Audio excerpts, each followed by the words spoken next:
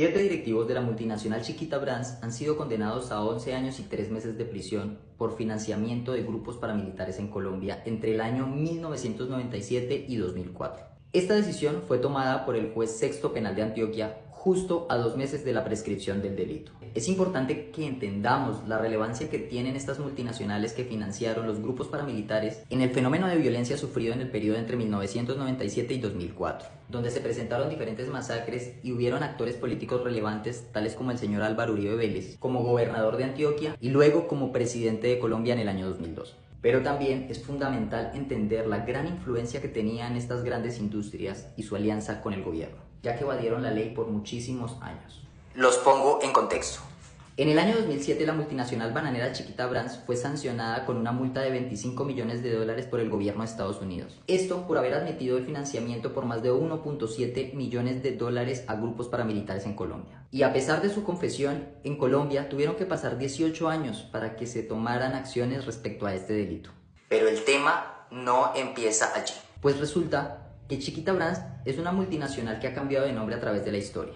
En el año 1928 recibía el nombre de la United Fruit Company y se caracterizaba por ser una poderosa industria bananera con fuerte influencia en el gobierno nacional, pero con un trato indigno hacia sus trabajadores, los cuales llevaban una década realizando huelga y exigiendo la dignificación de su labor. Resaltamos el año 1928 porque corresponde con la conocida masacre de las bananeras. Y aunque personas como María Fernanda Cabal y diferentes miembros del Centro Democrático nieguen estos oscuros episodios de la historia colombiana, porque la izquierda siempre ha buscado deshonrar al ejército.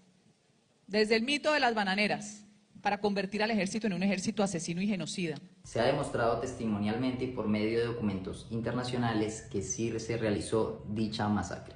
Todo ocurrió porque los empleados de la United Fruit Company, ahora conocida como Chiquita Brands, exigían que se dignificaran los lugares donde habitaban, ya que estos vivían en condiciones infrahumanas. También eran explotados laboralmente y parte de su sueldo se les daba en bonos que eran redimibles únicamente en tiendas que también pertenecían a la United Fruit Company. El día 5 de diciembre, 1.400 trabajadores y sus familias se reunieron en la plaza principal de Ciénaga Magdalena para llegar a acuerdos con el gobierno local. Pero realmente lo que sucedió fue que 300 soldados recibieron la orden de asesinar indiscriminadamente a los manifestantes, luego de una breve advertencia y del sonido de 3 cornetas. Y así, al amanecer del día 6 de diciembre de 1928, fueron asesinados los trabajadores que solo exigían sus derechos en una manifestación totalmente legítima. Y el general Cortés Vargas, en un acto de descaro y corrupción, reporta apenas 9 asesinados en la plaza de Ciénaga Magdalena y menos de 50 heridos. Tal vez este era el mensaje que querían dejar a los manifestantes, ya que eran 9 los numerales del pliego de peticiones del movimiento sindical bananero. Pero luego se conoció una carta enviada al secretario de Estado de los Estados Unidos, en la cual especificaba que habían fallecido más de 1.000 trabajadores en aquella masacre. Esta es otra barbarie que ocurrió históricamente en nuestro país y que en alianza con el gobierno se ha encubierto por mucho tiempo, que probablemente siga la impunidad a través de la historia, pero por lo menos fallos como el que se emitió en contra de estos directivos de Chiquita Brands traen un poco de justicia para las víctimas y los descendientes de aquellas víctimas que sufrieron por tan solo exigir lo que les correspondía. Otro caso más de la historia de Colombia que muestra cómo los gobiernos se han aliado con grandes multinacionales y grupos violentos para reprimir a las multitudes, para reprimir a los más humildes, para evitar que las grandes mayorías exijan sus derechos y se den cuenta que ellos tienen el poder en la manifestación colectiva.